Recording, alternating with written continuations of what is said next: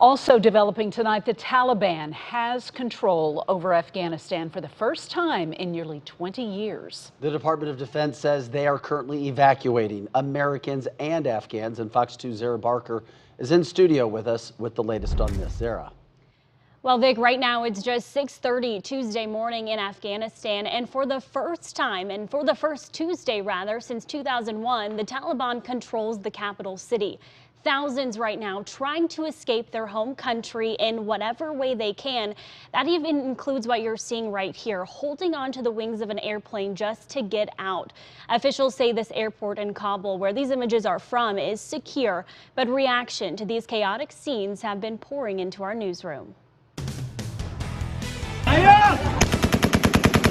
The Taliban now have taken over power in Afghanistan just weeks before the U.S. planned to withdraw the rest of its troops. After 20 years, I've learned the hard way that there was never a good time to withdraw U.S. forces. Monday, President Joe Biden defended his decision. Ending U.S. military involvement in Afghanistan now was the right decision. Video from Kabul shows a deadly scene as civilians ran to hang onto a plane taking off from Kabul's airport to try and get out of their home country, which is now under Taliban control. Officials say 7 people died.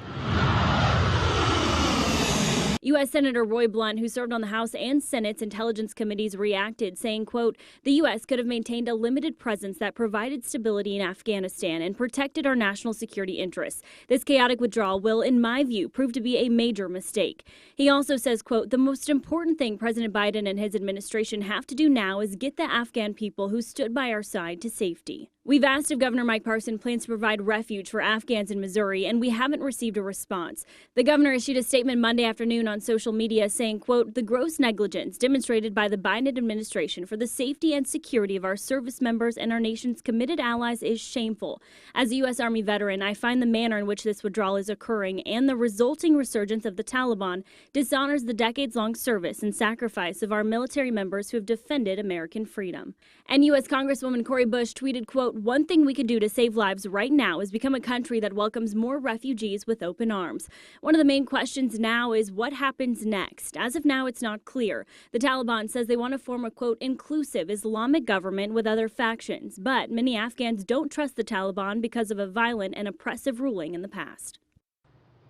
Now, President Joe Biden has ordered about 5,000 U.S. troops on the ground in Afghanistan to help with their departure. Of course, we're continuing to watch the situation, and we'll update you again right here at 10. Vic.